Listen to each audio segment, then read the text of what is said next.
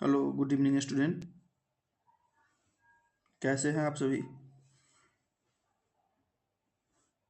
सभी लोग अच्छे होंगे और स्वस्थ होंगे। तो आज के सेशन में हम लोग लेके आए हैं क्लास 9th बोर्ड एग्जाम 2026 के साइंस के एमसीक्यू क्वेश्चन को। तो आज के सेशन में हम लोग सॉल्व करेंगे साइंस के प्रश्नों को। तो चलिए हम लोग शुरू करते हैं आज के सेशन को बिना किसी देरी किए हुए। तो हम लोग सीधे सीधे आते हैं अपने पहले प्रश्न की ओर। हमारा पहला प्रश्न है, निम्न में से कौन सदिश राशि नहीं है? निम्न में से कौन सदिश राशि नहीं है? ऑप्शन ए विस्थापन, ऑप्शन बी चाल, सी त्वरण और डी भार। तो इस प्रश्न का हमारा सही उत्तर है ऑप्शन बी चाल। हमारा अगला प्रश्न है, विस्थापन की दर है, विस्थापन की दर है। ऑप्शन ए दूरी, बी वेग, सी चाल और डी त्वरण। तो इस प्रश्न का हमारा सही उत्तर है ऑप्शन बी वेग। हमारा अगला प्रश्न है,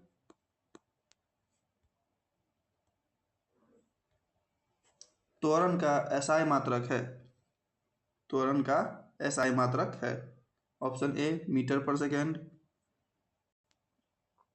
बी किलोमीटर पर सेकेंड, सी मीटर पर सेकेंड स्क्वायर और डी इनमें से कोई नहीं। तो इस प्रश्न का हमारा सही उत्तर है ऑप्शन सी मीटर पर सेकेंड स्क्वायर।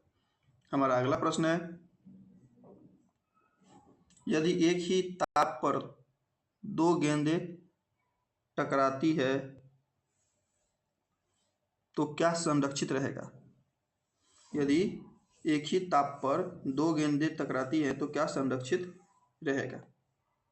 ऑप्शन ए संवेग, बी वेग, सी ताप और डी गतिज ऊर्जा। तो इस प्रश्न का हमारा सही उत्तर है ऑप्शन ए संवेग।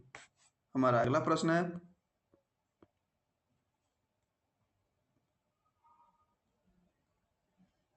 न्यूटन निम्न में किसका मात्रक है? न्यूटन निम्न में किसका मात्रक है? ऑप्शन ए बल, बी कार्य, सी त्वरण और डी वेग। तो इस प्रश्न का हमारा सही उत्तर है ऑप्शन ए बल। हमारा अगला प्रश्न है, जब कोई वस्तु एक निश्चित बिंदु के आगे पीछे या ऊपर नीचे चलती है तो इस गति को कहते हैं। जब कोई वस्तु एक निश्चित बिंदु के आगे पीछे या ऊपर नीचे चलती है तो इस गति को कहते हैं। ऑप्शन ए आवर्त गति, बी त्वरित गति, सी दोलनी गति और डी इनमें से सभी। तो इस प्रश्न का हमारा सही उत्तर है ऑप्शन सी दोलनी गति। हमारा अगला प्रश्न है,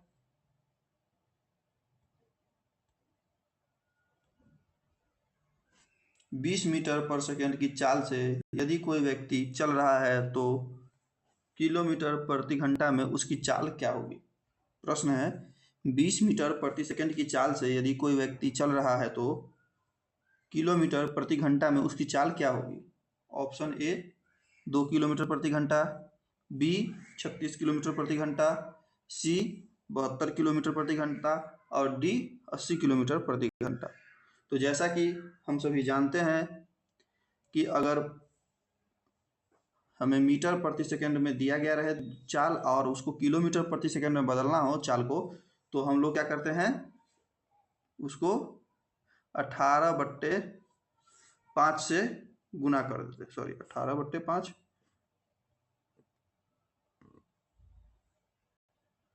तो इस 5 से 5 चौक 20, 18 चौक 72। तो इस प्रश्न का जो हमारा सही उत्तर आएगा तो वो होगा ऑप्शन सी 72 किलोमीटर प्रति घंटा। मीटर, अगर चाल मीटर प्रति सेकंड में दिया हो और उसको किलोमीटर प्रति घंटा में बदलना हो तो उसको हम लोग 18/5 से गुना कर देते हैं। हमारा अगला प्रश्न है, दो स्टेशनों के बीच एक ट्रेन एक समान रूप से त्वरित होकर 5 सेकंड में 5 मीटर प्रति सेकंड से 10 मीटर प्रति सेकंड की गति प्राप्त करती है। ट्रेन का त्वरण क्या होगा? प्रश्न है, दो स्टेशनों के बीच एक ट्रेन एक समान रूप से त्वरित होकर 5 सेकंड में 5 मीटर प्रति सेकंड से 10 मीटर प्रति सेकंड की गति प्राप्त करती है, तो ट्रेन का त्वरण क्या होगा? तो त्वरण का फॉर्मूला होता है अंतिम वेग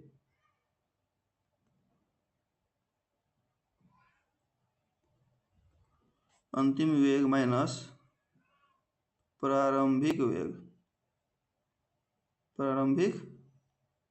वेग बट्टा में समय। तो इस फॉर्मूला से हम लोग देखेंगे कि अंतिम वेग है 10 और प्रारंभिक वेग है 5 मीटर प्रति सेकंड। तो 10 - 5 बटा में समय है 5 सेकंड। तो इसको हम क्या करेंगे, 10 - 5 यानी कि 5 बटा 5। तो 5 से 5 कट जाएगा तो हमारा आंसर हो जाएगा 1। तो इस प्रश्न का सही उत्तर होगा ऑप्शन ए, 1 मीटर प्रति सेकंड स्क्वायर। हमारा अगला प्रश्न है,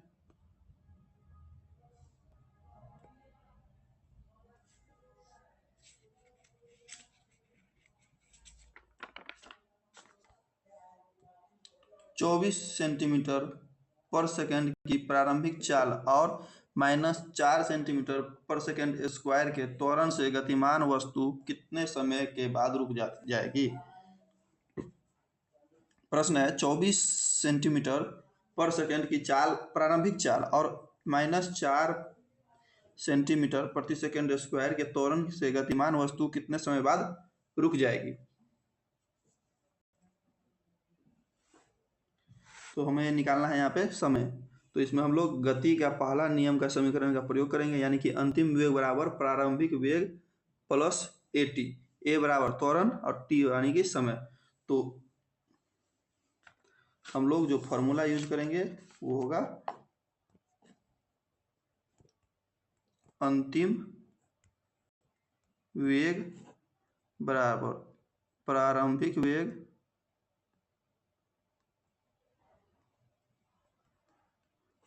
प्लस AT, यानी कि ए बराबर हो जाएगा त्वरण और टी बराबर हो जाएगा समय।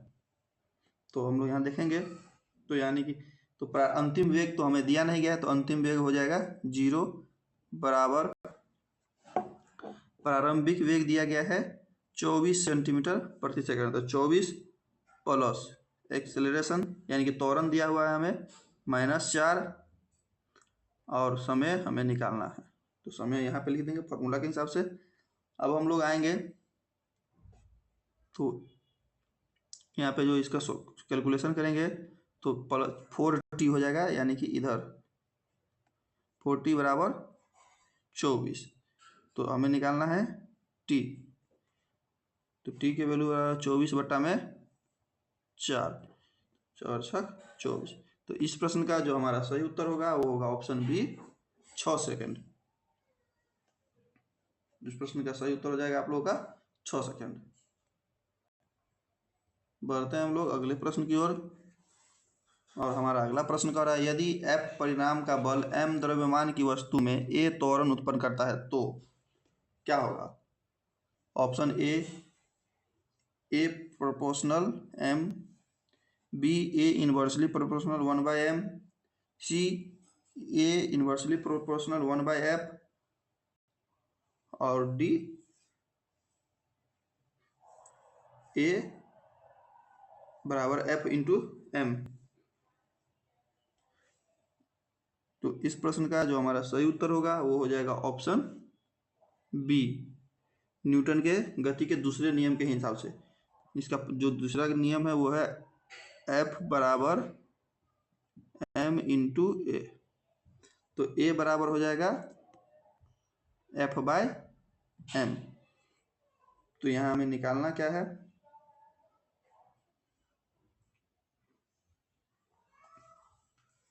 फॉर्मूला ए इनवर्सली प्रोपोर्शनल 1/m। तो इसका यानी कि जो ए बराबर F/m होता है, इसका अर्थ होता है कि त्वरण द्रव्यमान के व्युत्क्रमानुपाती होता है। इसलिए इसका आंसर हो जाएगा ऑप्शन बी, ए इनवर्सली प्रोपोर्शनल 1/m। हमारा अगला प्रश्न है,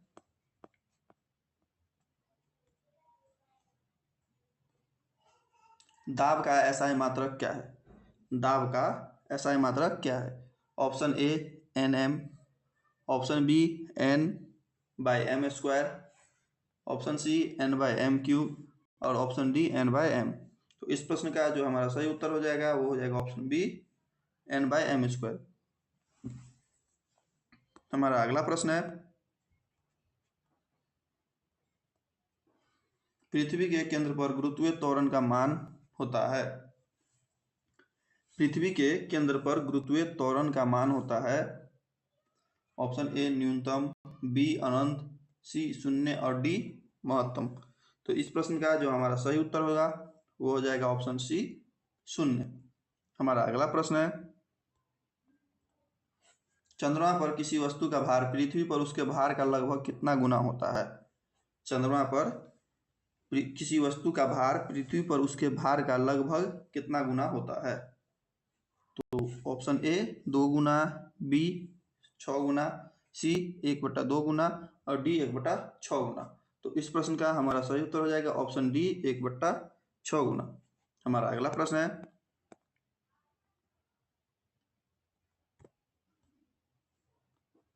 घनत्व का एसआई मात्रक निम्न में से कौन है? घनत्व का एसआई मात्रक निम्न में से कौन है? ऑप्शन ए केजी पर सेंटीमीटर क्यूब, बी केजी पर मीटर क्यूब, सी ग्राम पर मीटर क्यूब और डी ग्राम पर सेंटीमीटर क्यूब। तो इस प्रश्न का जो हमारा सही उत्तर हो जाएगा वो हो जाएगा ऑप्शन बी केजी प्रति मीटर क्यूब। हमारा अगला प्रश्न है, किस ताप पर पानी का घनत्व महत्तम होता है? किस ताप पर पानी का घनत्व महत्तम यानी कि अधिक होता है? Option A 0 degree Celsius, option B 4 degree Celsius, C 3 degree Celsius और डी 2 डिग्री सेल्सियस। तो इस प्रश्न का जो हमारा सही उत्तर होगा वो होगा ऑप्शन बी 4 डिग्री सेल्सियस। हमारा अगला प्रश्न है, यदि 5 सेकंड में कोई मशीन 640 जूल कार्य करती है तो मशीन की शक्ति क्या होगी? यदि 5 सेकंड में कोई मशीन 640 जूल कार्य करती है तो मशीन की शक्ति क्या होगी? ऑप्शन ए 128 वाट, बी 5 वाट, सी 64 वाट और डी 640 वाट। तो शक्ति के बराबर फॉर्मूला होता है यानी कि P बराबर W/T यानी कि पावर बराबर वर्क बटा टाइम। तो जैसा कि हमें दिया गया है पावर हमें निकालना है यानी कि शक्ति हमें निकालना है और कार्य वर्क हमको दिया गया है कि 640 जूल और समय दिया गया है 5 सेकंड। तो हम जो काटेंगे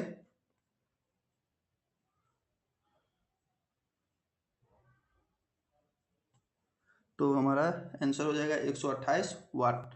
तो इस प्रश्न का हमारा सही उत्तर हो जाएगा ऑप्शन ए 128 वाट।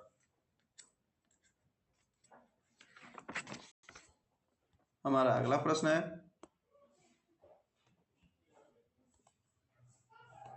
संपीड़ित कमानी में धारित ऊर्जा है। संपीड़ित कमानी में धारित ऊर्जा है। ऑप्शन ए स्थितिज ऊर्जा, बी ध्वनि ऊर्जा, सी गतिज ऊर्जा और डी इनमें से कोई नहीं। तो इस प्रश्न का जो हमारा सही उत्तर होगा वो हो जाएगा ऑप्शन ए स्थितिज ऊर्जा। हमारा अगला प्रश्न है, 1 वाट निम्नलिखित में से किसके बराबर होता है? 1 वाट निम्नलिखित में से किसके बराबर होता है? Option A 1 joule second square, B 1 joule, C 1 joule second और डी 1 जूल प्रति सेकेंड।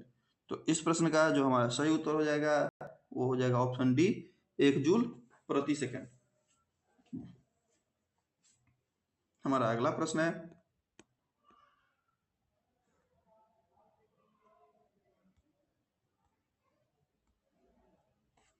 m द्रव्यमान की एक वस्तु जो v वेग से गतिशील है की गतिज ऊर्जा क्या होगी?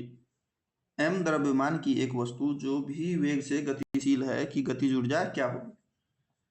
Option A m/v, option B mv,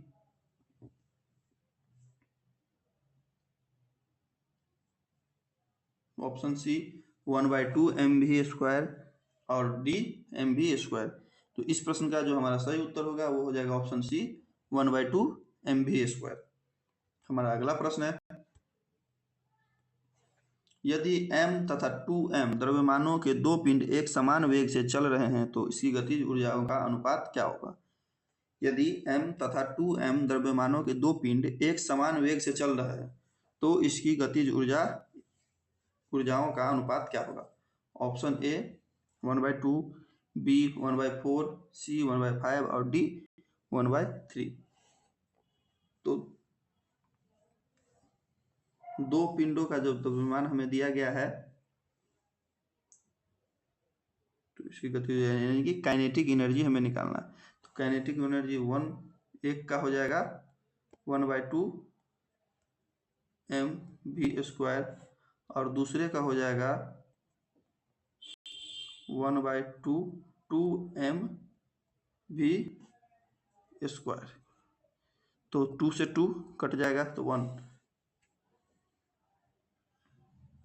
तो इसका हो जाएगा तो 1 का काइनेटिक एनर्जी 1 हो जाएगा 1/2 mv² और काइनेटिक एनर्जी दूसरे द्रव्यमान का हो जाएगा mv²।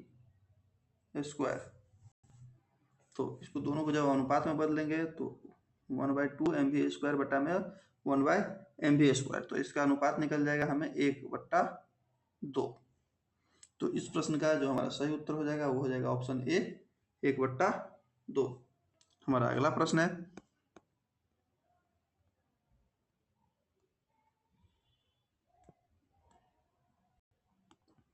जब पृथ्वी तल से किसी वस्तु की ऊंचाई दोगुनी कर दी जाती है तब उसकी स्थितिज ऊर्जा हो जाती है। जब पृथ्वी तल से किसी वस्तु की ऊंचाई दोगुनी कर दी जाती है तब उसकी स्थितिज ऊर्जा हो जाती है। ऑप्शन ए दुगुनी, बी आधी, सी चौगुनी और डी 1/4। तो इस प्रश्न का हमारा सही उत्तर हो जाएगा ऑप्शन ए दोगुनी। हमारा अगला प्रश्न है, ध्वनि किस माध्यम से यात्रा करती है? ध्वनि किस माध्यम से यात्रा करती है? ऑप्शन ए ठोस, बी तरल, सी गैस और डी इनमें से सभी। तो इस प्रश्न का हमारा सही उत्तर हो जाएगा ऑप्शन डी इनमें से सभी। हमारा अगला प्रश्न है,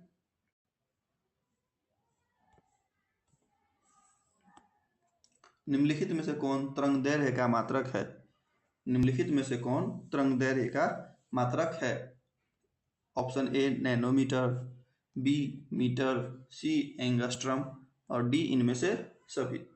तो इस प्रश्न का जो हमारा सही उत्तर हो जाएगा, प्रश्न का जो हमारा सही उत्तर है वो हो जाएगा ऑप्शन डी इनमें से सभी। हमारा अगला प्रश्न है, किसी माध्यम से में किसी तरंग के कंपित कणों का माध्य स्थिति से महत्व विस्थापन को कहते हैं? किसी माध्यम में किसी तरंग के कंपित कणों का माध्य स्थिति से महत्व विस्थापन को कहते हैं। ऑप्शन ए तरंग का आयाम, ऑप्शन बी तरंग की आवृत्ति, सी तरंग का विस्थापन और डी तरंग का तरंगदैर्घ्य। तो इस प्रश्न का हमारा सही उत्तर है ऑप्शन ए तरंग का आयाम। बढ़ते हैं हम लोग अगले प्रश्न की ओर। हमारा अगला प्रश्न है, दो क्रमिक श्रृंगों अथवा गर्तों के बीच की दूरी होती है। दो क्रमिक श्रृंगों तथा अथवा गर्तों के बीच की दूरी होती है। ऑप्शन ए आवृत्ति, बी तरंग की चाल, सी तरंगदैर्घ्य और डी इनमें से कोई नहीं। तो इस प्रश्न का जो हमारा सही उत्तर होगा वो हो जाएगा ऑप्शन सी तरंगदैर्घ्य। बढ़ते हैं हम लोग अगले प्रश्नों की ओर। हमारा अगला प्रश्न है, 20,000 हर्ट्ज की आवृत्ति से अधिक आवृत्ति की तरंगों को कहते हैं। 20,000 हर्ट्ज की आवृत्ति से अधिक आवृत्ति की तरंगों को कहते हैं। ऑप्शन ए अपश्रव्य तरंग, बी प्राश्रव्य तरंग, सी मंद तरंग और डी इनमें से कोई नहीं। तो इस प्रश्न का हमारा सही उत्तर हो जाएगा ऑप्शन बी प्राश्रव्य तरंगे। हमारा अगला प्रश्न है,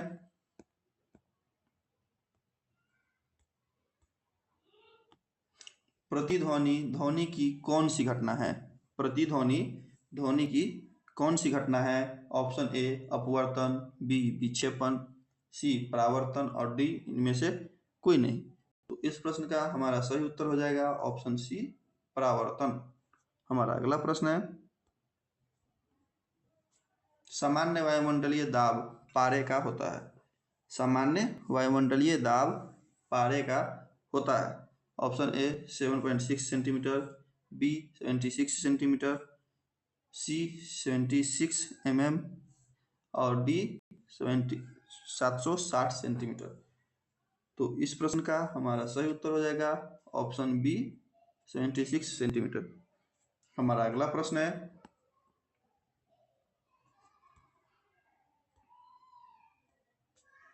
जब वायुमंडलीय दाब बढ़ता है तब पानी का क्वथनांक क्या होता है? ऑप्शन ए बढ़ता है, बी घटता है, सी अपरिवर्तित रहता है और डी 0 डिग्री सेल्सियस हो जाता है। तो इस प्रश्न का जो हमारा सही उत्तर हो जाएगा वो हो जाएगा ऑप्शन ए बढ़ता है। हमारा अगला प्रश्न है, ऊष्मा का एसआई मात्रक है। ऊष्मा का एसआई मात्रक है। Option A joule, B calorie, C kilo calorie और डी केल्विन। तो इस प्रश्न का हमारा सही उत्तर है ऑप्शन ए जूल। हमारा अगला प्रश्न है,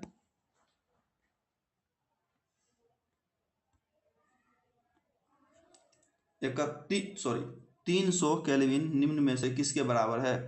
300 केल्विन निम्न में से किसके बराबर है? Option A 300 degree Celsius, B 0 degree Celsius, C 273 degree Celsius और डी 27 डिग्री सेल्सियस। तो इस प्रश्न का जो हमारा सही उत्तर हो जाएगा वो हो जाएगा ऑप्शन डी 27 डिग्री सेल्सियस। जैसा कि आप सभी को पता होगा कि केल्विन को डिग्री सेल्सियस में बदलने के लिए हम लोग क्या करते हैं, केल्विन माइनस 273 कर देते हैं।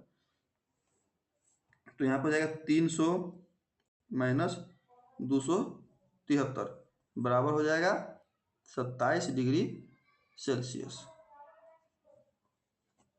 आप लोग याद रखेंगे कि जब कभी भी केल्विन को डिग्री सेल्सियस में बदलना हो तो हम लोग क्या करेंगे, 273 उसमें से माइनस कर देंगे। हमारा अगला प्रश्न है, निम्नलिखित में से किसमें अधिक जलन अनुभव होगी? निम्नलिखित में से किसमें अधिक जलन अनुभव होगी? ऑप्शन ए भाप, बी उबलते हुए पानी, सी ए और बी दोनों और डी इनमें से कोई नहीं। तो इस प्रश्न का हमारा सही उत्तर होगा ऑप्शन ए भाप। आप लोग देखते हैं कि जब कभी भी हम लोग गर्म पानी में अगर मेरा हाथ पड़ जाए तो उतना नहीं जलता है जितना कि अगर रोटी जब फुलाते हैं उस टाइम में रोटी फूट जाए और भाप लग जाए तो जो हमें जलन की अनुभव होती है वो सबसे अधिक होती है। हमारा अगला प्रश्न है, वाष्पन की प्रक्रिया से होती है। वाष्पन की प्रक्रिया से होती है। ऑप्शन ए गर्मी में वृद्धि, ऑप्शन बी गर्मी में कमी, ऑप्शन सी ए और बी दोनों और ऑप्शन डी इनमें से कोई नहीं। तो इस प्रश्न का जो हमारा सही उत्तर हो जाएगा वो हो जाएगा ऑप्शन बी गर्मी में कमी। हमारा अगला प्रश्न है, गैस का द्रव में परिवर्तन कहलाता है। गैस का द्रव में परिवर्तन कहलाता है। ऑप्शन ए ऊर्ध्वपातन, ऑप्शन बी जमना, ऑप्शन सी संघनन और ऑप्शन डी गैसीकरण। तो इस प्रश्न का जो हमारा सही उत्तर हो जाएगा वो हो जाएगा ऑप्शन सी संघनन। हमारा अगला प्रश्न है, निम्नलिखित में से कौन धातु है? निम्नलिखित में से कौन धातु है? Option A iodine, B graphite, C सोना और डी आर्गन। तो इस प्रश्न का जो हमारा सही उत्तर हो जाएगा वो हो जाएगा ऑप्शन सी सोना। हमारा अगला प्रश्न है, निम्नलिखित में कौन तत्व है? निम्नलिखित में कौन तत्व है? Option A silica, B stainless steel, C arsenic और डी पीतल। तो इस प्रश्न का जो हमारा सही उत्तर हो जाएगा वो हो जाएगा ऑप्शन सी आर्सेनिक। हमारा अगला प्रश्न है, किसी पदार्थ का अधिकृत स्थान कहलाता है? किसी पदार्थ का अधिकृत स्थान, किसी पदार्थ द्वारा अधिकृत स्थान कहलाता है? ऑप्शन ए द्रव्यमान, बी अंतरा अणुक स्थान, सी घनत्व और डी आयतन। तो इस प्रश्न का जो हमारा सही उत्तर हो जाएगा वो हो जाएगा ऑप्शन डी आयतन। हमारा अगला प्रश्न है, किसी गैस का सीधे ठोस रूप में परिवर्तन कहलाता है? किसी गैस का सीधे ठोस रूप में परिवर्तन कहलाता है? ऑप्शन ए उत्सर्जन, बी निक्षेपण, सी द्रवीभवन और डी ऊर्ध्वपातन। तो इस प्रश्न का हमारा सही उत्तर हो जाएगा ऑप्शन बी निक्षेपण। हमारा अगला प्रश्न है, निम्नलिखित में किसमें द्रव का वाष्पन तेजी से हो सकता है? निम्नलिखित में किसमें द्रव का वाष्पन तेजी से हो सकता है? ऑप्शन ए परखनली, बी बोतल, सी थाली और डी कोनीय फ्लास्क। तो इस प्रश्न का हमारा सही उत्तर हो जाएगा ऑप्शन सी थाली। हमारा अगला प्रश्न है, निम्नलिखित में से कौन ऊर्ध्वपातित पदार्थ नहीं है? निम्नलिखित में से कौन ऊर्ध्वपातित पदार्थ नहीं है? ऑप्शन ए आयोडीन, बी कपूर, सी नेपथलीन और डी फिटकरी। तो इस प्रश्न का जो हमारा सही उत्तर हो जाएगा वो हो जाएगा ऑप्शन डी फिटकरी। हमारा अगला प्रश्न है,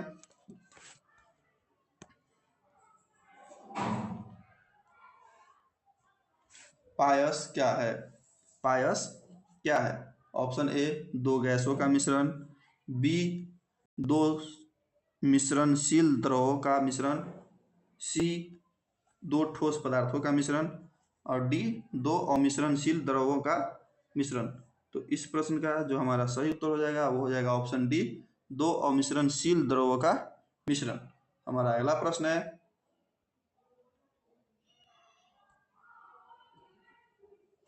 निम्नलिखित में से कौन रासायनिक परिवर्तन है? निम्नलिखित में से कौन रासायनिक परिवर्तन है? ऑप्शन ए जल का बर्फ बनना, बी लोहे में जंग लगना, सी कांच का टूटना और डी मोम का पिघलना। तो इस प्रश्न का जो हमारा सही उत्तर हो जाएगा वो हो जाएगा ऑप्शन बी लोहे में जंग लगना। हमारा अगला प्रश्न है, निम्नलिखित में से कौन समांग प्रकृति का है? निम्नलिखित में से कौन समांग प्रकृति का है? ऑप्शन ए दूध, बी रक्त, सी जल और डी वायु। तो इस प्रश्न का वैसे तो अगर देखा जाए तो दो आंसर हो गए, ऑप्शन सी और ऑप्शन डी, क्योंकि शुद्ध पानी और साफ हवा दोनों समांगी मिश्रण है। शुद्ध पानी और साथ ही साथ शुद्ध हवा यानी कि साफ हवा दोनों क्या है समांगी मिश्रण है। तो इस प्रश्न के दोनों आंसर सही हो जाएंगे, ऑप्शन सी और ऑप्शन डी। हमारा अगला प्रश्न है, किसी निलंबन में निलंबित कणों का आकार क्या होता है? किसी निलंबन में निलंबित कणों का आकार क्या होता है? ऑप्शन ए 10 के पावर -6 सेंटीमीटर, ऑप्शन बी 10 के पावर -8 सेंटीमीटर, ऑप्शन सी 10 के पावर -5 सेंटीमीटर से कम और ऑप्शन डी 10 के पावर -5 सेंटीमीटर से अधिक। इस प्रश्न का जो हमारा सही उत्तर हो जाएगा वो हो जाएगा ऑप्शन डी 10 के पावर -5 सेंटीमीटर से अधिक। हमारा अगला प्रश्न है, सोडियम सल्फाइड का सही सूत्र है? सोडियम सल्फाइड का सही सूत्र है ऑप्शन ए CaPO4, बी CaCO3, सी Na2SO3 और डी Na2SO4। तो इस प्रश्न का जो हमारा सही उत्तर हो जाएगा वो हो जाएगा ऑप्शन सी Na2SO3। हमारा अगला प्रश्न है,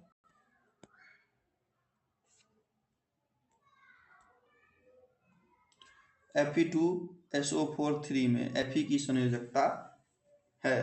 Fe2SO4 में Fe2SO4 3 में Fe की संयोजकता है ऑप्शन ए +1, बी +2, सी +3 और डी +5। तो इस प्रश्न का हमारा सही उत्तर हो जाएगा ऑप्शन सी +3। हमारा अगला प्रश्न है 10 ग्राम कैल्शियम में उपस्थित मोलों की संख्या होगी। 10 ग्राम कैल्शियम में उपस्थित मोलों की संख्या होगी ऑप्शन ए 4 मोल, बी 0.5 मोल, सी 0.25 मोल और डी 0.1 मोल। तो इस प्रश्न का जो हमारा सही उत्तर हो जाएगा वो हो जाएगा ऑप्शन सी 0.25 मोल। तो इसके लिए फॉर्मूला का उपयोग किया जाता है कि जो कि दिया गया द्रव्यमान हो, तो दिया गया द्रव्यमान है यहाँ 10 ग्राम और उसके बट्टा में जो कैल्शियम का परमाणु द्रव्यमान हो, तो कैल्शियम का परमाणु द्रव्यमान होता है 40, 0 कट जाएगा, 1/4 है तो ये हो जाएगा 0.25। तो इस प्रश्न का सही उत्तर हो जाएगा ऑप्शन सी। हमारा अगला प्रश्न है निम्नलिखित में किस अणु की परमाणुकता 3 है। निम्नलिखित में किस अणु की परमाणुकता 3 है। Option A NH3, option B CO2, C SO3 और डी CH4। तो इस प्रश्न का हमारा सही उत्तर हो जाएगा ऑप्शन बी CO2। हमारा अगला प्रश्न है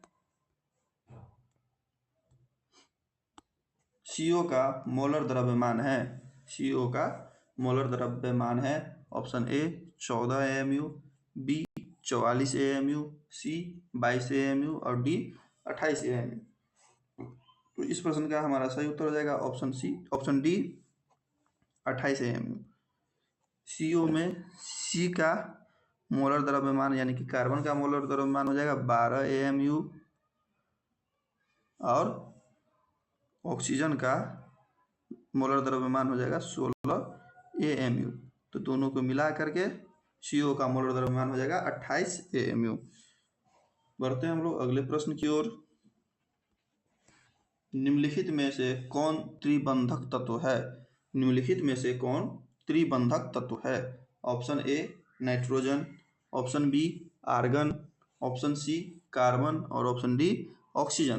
तो इस प्रश्न का हमारा सही उत्तर हो जाएगा ऑप्शन ए नाइट्रोजन। हालांकि कार्बन जो है यह यौगिकों में ट्रिपल बॉन्ड बना सकता है, लेकिन यह नाइट्रोजन की तरह अपनी मानक मौलिक अवस्था में एक साधारण ट्रिपल बॉन्ड अणु के रूप में मौजूद नहीं है। इसलिए इस प्रश्न का जो हमारा सही उत्तर हो जाएगा वो हो जाएगा नाइट्रोजन। और साथ साथ आर्गन तो कोई बॉन्ड ही नहीं बनाता है, 0 हो जाएगा। और ऑक्सीजन जो है वो डबल बॉन्ड बनाता है, कार्बन भी नहीं बना सकता है। इसलिए इस प्रश्न का जो सही उत्तर हो जाएगा वो हो जाएगा ऑप्शन ए नाइट्रोजन। हमारा अगला प्रश्न है निम्नलिखित में से कौन तात्विक अणु है। निम्नलिखित में से कौन तात्विक अणु है। Option A H2O, option B CO2, option C CH4 और ऑप्शन डी O2। तो इस प्रश्न का जो हमारा सही उत्तर हो जाएगा वो हो जाएगा ऑप्शन डी O2। हमारा अगला प्रश्न है संकेत O16/8 में 16 क्या है। ऑप्शन ए इलेक्ट्रॉनों की संख्या, बी परमाणु संख्या, सी परमाणु द्रव्यमान और डी इनमें से कोई नहीं। तो इस प्रश्न का जो हमारा सही उत्तर हो जाएगा वो हो जाएगा ऑप्शन सी परमाणु द्रव्यमान। जो ऊपर में जो संख्या दिया रहेगा वो हो जाएगा परमाणु द्रव्यमान और जो नीचे में संख्या दिया रहेगा वो हो जाता है परमाणु क्रमांक। हमारा अगला प्रश्न है निम्नलिखित में से कौन समस्थानिकों का युग्म नहीं है। निम्नलिखित में से कौन समस्थानिकों का युग्म नहीं है।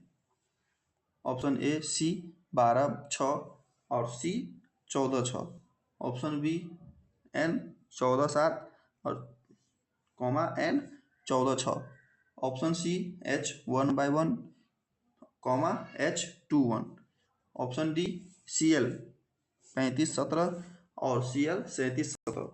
तो इस प्रश्न का जो हमारा सही उत्तर हो जाएगा वो हो जाएगा ऑप्शन बी N 14-7 और N 14-6। क्योंकि परमाणु क्रमांक समान हो तो समस्थानिक होगा और अभी हमने आप लोगों को बताया है कि परमाणु क्रमांक जो होता है, ऊपर में जो संख्या होगा वो होगा परमाणु क्रमांक, और अगर द्रव्यमान समान हो तो वो हो जाता है समभारिक। तो नीचे वाला जो संख्या होता है वो हो जाएगा द्रव्यमान, और ऊपर में जो संख्या है वो हो जाएगा क्रमांक। हमारा अगला प्रश्न है,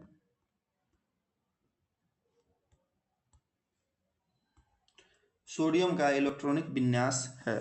सोडियम का इलेक्ट्रॉनिक विन्यास है option A 281, option B 821, option C 218 और ऑप्शन डी 28। तो जैसा कि हम लोग जानते हैं कि इसके लिए तो सबसे पहले कि 1s, 2s, 2p और 3s, इतने में हम लोग इसको बांटेंगे तो ये खत्म हो जाएगा। जैसा कि हम जानते हैं, देखिए आप लोग, सोडियम का जो इलेक्ट्रॉनिक विन्यास होता है वो हो जाएगा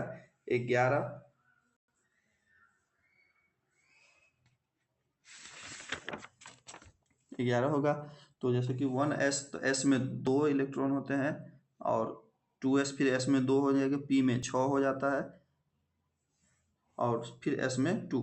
तो इस 1s में 2 और 2 में हो जाएगा 8, 2s में 2 और 2p में 6, तो हो जाएगा 8, और 3s में जाएगा 1, 8 2 10 1 11। तो इसका सही आंसर हो जाएगा ऑप्शन ए 281। हमारा अगला प्रश्न है, निम्नलिखित में कौन वायु प्रदूषक नहीं है। Option A CO2, B CO, C SO2 और डी NO2। तो इस प्रश्न का हमारा सही उत्तर हो जाएगा ऑप्शन ए CO2, क्योंकि कार्बन डाइऑक्साइड जो यानी कि CO2 जो है वो ग्रीन हाउस गैस है। हमारा अगला प्रश्न है, निम्नलिखित में से कौन जंतु कोशिका का सबसे बाहरी घेरा है। ऑप्शन ए कोशिका भित्ति, option B tonoplast, option C कोशिका झिल्ली और ऑप्शन डी केंद्रक झिल्ली। तो इस प्रश्न का जो हमारा सही उत्तर हो जाएगा वो हो जाएगा ऑप्शन सी कोशिका झिल्ली। हमारा अगला प्रश्न है, कोशिका झिल्ली बनी होती है ऑप्शन ए लिपिड की, बी प्रोटीन की, सी लिपिड एवं प्रोटीन दोनों की, और डी इनमें से कोई नहीं। तो इस प्रश्न का हमारा सही उत्तर हो जाएगा ऑप्शन सी लिपिड एवं प्रोटीन दोनों की। हमारा अगला प्रश्न है, प्याज की झिल्ली में दिखने वाली कोशिका किस प्रकार की होती है। प्याज की झिल्ली में दिखने वाली कोशिका किस प्रकार की होती है। ऑप्शन ए स्तंभाकार, बी आयताकार, सी गोलाकार और डी ग्रंथिल। तो इस प्रश्न का जो हमारा सही उत्तर हो जाएगा वो हो जाएगा ऑप्शन बी आयताकार। हमारा अगला प्रश्न है,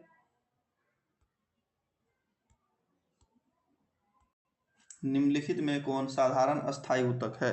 निम्नलिखित में कौन साधारण अस्थायी ऊतक है। ऑप्शन ए स्थूल कोण ऊतक, ऑप्शन बी दृढ़ ऊतक, सी मृदु ऊतक और डी इनमें से सभी। तो इस प्रश्न का हमारा सही उत्तर हो जाएगा ऑप्शन डी इनमें से सभी। हमारा अगला प्रश्न है, मृदु ऊतक का प्रमुख कार्य क्या है। मृदु ऊतक का प्रमुख कार्य क्या है। ऑप्शन ए पौधे को सहारा देना, ऑप्शन बी भोजन का संचय करना, ऑप्शन सी ऊतकों के बीच स्थित रिक्त स्थानों को भरना, और डी इनमें से सभी। तो इस प्रश्न का जो हमारा सही उत्तर हो जाएगा वो हो जाएगा ऑप्शन डी इनमें से सभी। हमारा अगला प्रश्न है,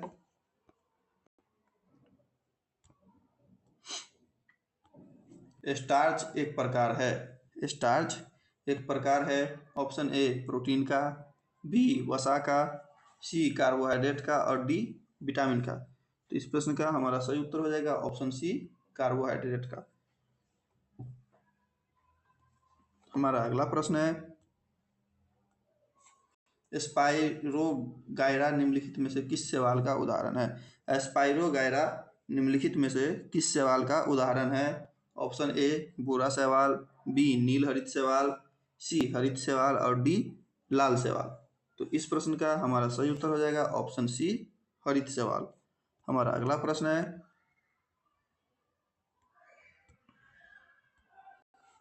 एगेरिकस क्या है। एगेरिकस क्या है। ऑप्शन ए परजीवी फंजाई, बी मुक्त प्राणी, सी मृतजीवी फंजाई और डी जलीय प्राणी। तो इस प्रश्न का हमारा सही उत्तर हो जाएगा ऑप्शन सी, मृतजीवी फंजाई। हमारा अगला प्रश्न है, लाइसोसोम की खोज सबसे पहले किसने की थी? लाइसोसोम की खोज सबसे पहले किसने की थी? Option A Virchow, option B Strasburg, और ऑप्शन सी कैमिलो गॉल्जी, और डी क्रिश्चियन डी डुवे। तो इस प्रश्न का हमारा सही उत्तर हो जाएगा option D, Christian de डुवे।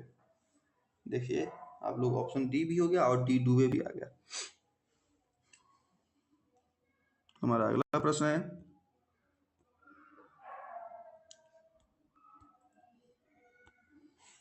Christie कहाँ पाए जाते हैं?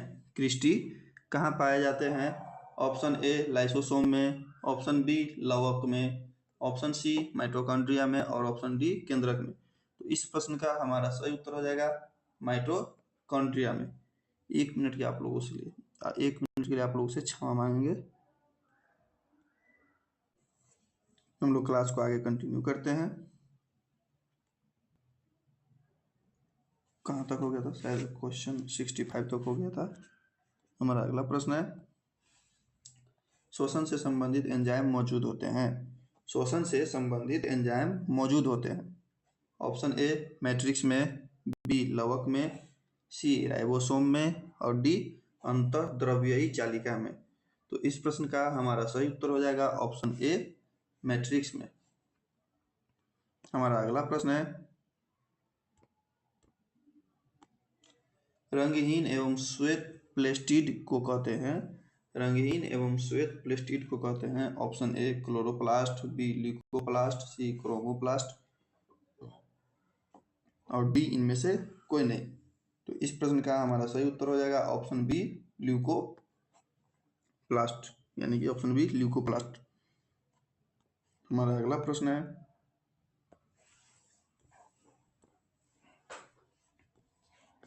एरेनकाइमा कहाँ पाया जाता है?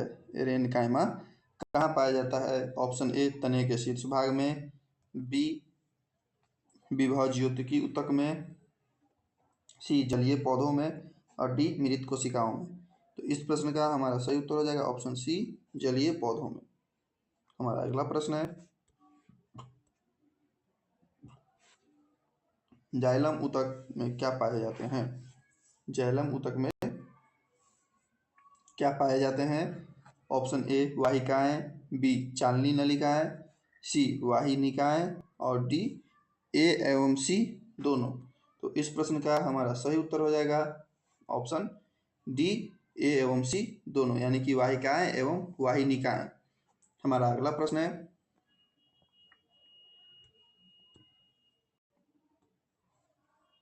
निम्नलिखित में से कौन जीवाणुओं में पाया जाता है? निम्नलिखित में से कौन जीवाणुओं में पाया जाता है?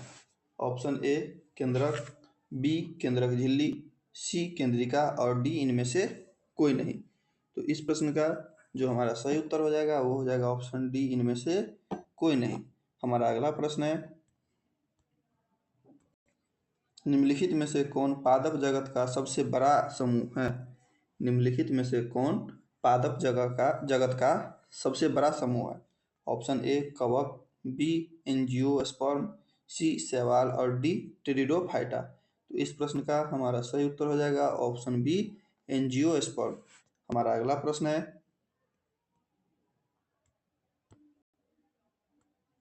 धान एवं गेहूं किस प्रकार के पौधे हैं? धान एवं गेहूं किस प्रकार के पौधे हैं?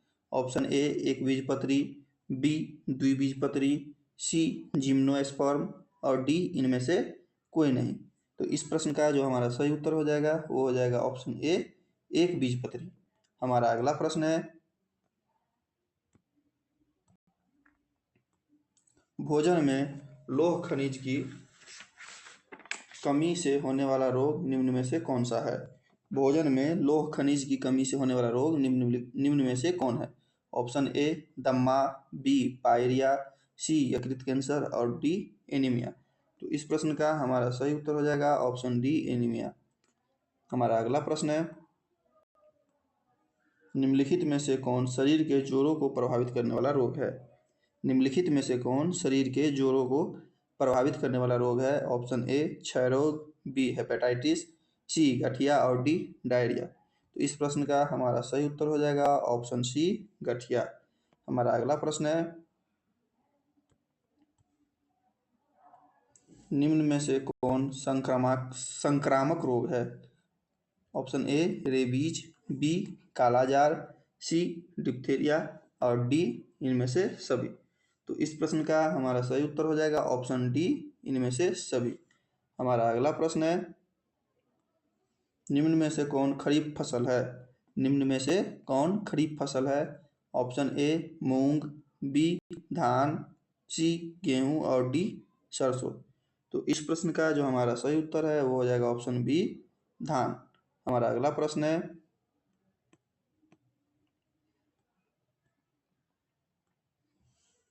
2,4-D निम्न में से किसका एक सामान्य उदाहरण है?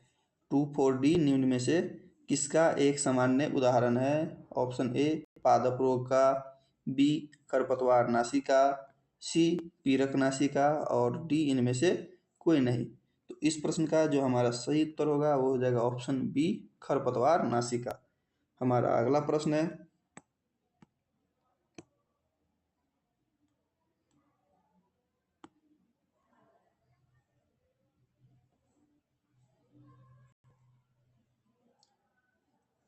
निम्न में से कौन भारतीय नस्ल की गाय है? निम्न में से कौन भारतीय नस्ल की गाय है? Option A Tharparkar, option B Mehsana, C Frieswal और डी फ्रिजियन। तो इस प्रश्न का हमारा सही उत्तर हो जाएगा ऑप्शन ए थरपारकर। मेहसाना भैंस की नस्ल है और फ्रिसवाल और फ्रिजियन विदेशी नस्ल है। हमारा अगला प्रश्न है,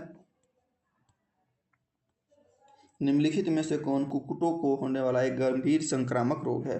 निम्नलिखित में से कौन कुक्कुटों को होने वाला एक गंभीर संक्रामक रोग है? ऑप्शन ए चेचक, बी रिंगवर्म, सी एंथ्रेक्स और डी रानीखेत।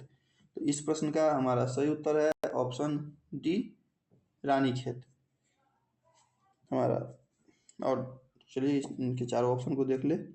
रिंग वर्म जो है ये त्वचा से संबंधित रोग है, चेचक जो है मनुष्य में होता है और एंथ्रेक्स रोग जो है वो गाय और भैंस में होती है। हमारा अगला प्रश्न है और ये आज के सेशन का अंतिम प्रश्न भी है। चलिए देखते हैं, निम्न में से किस प्रजाति के द्वारा मोतियों का संवर्धन किया जाता है? निम्न में से किस प्रजातियों के द्वारा मोतियों का संवर्धन किया जाता है? Option A oyster, B pearl spot, C lobster और डी झींगा। तो इस प्रश्न का जो हमारा सही उत्तर हो जाएगा वो हो जाएगा ऑप्शन ए आयस्टर। चलिए आज हम लोगों ने कक्षा 9 के विज्ञान के सभी एमसीक्यू क्वेश्चनों का सॉल्यूशन देखा।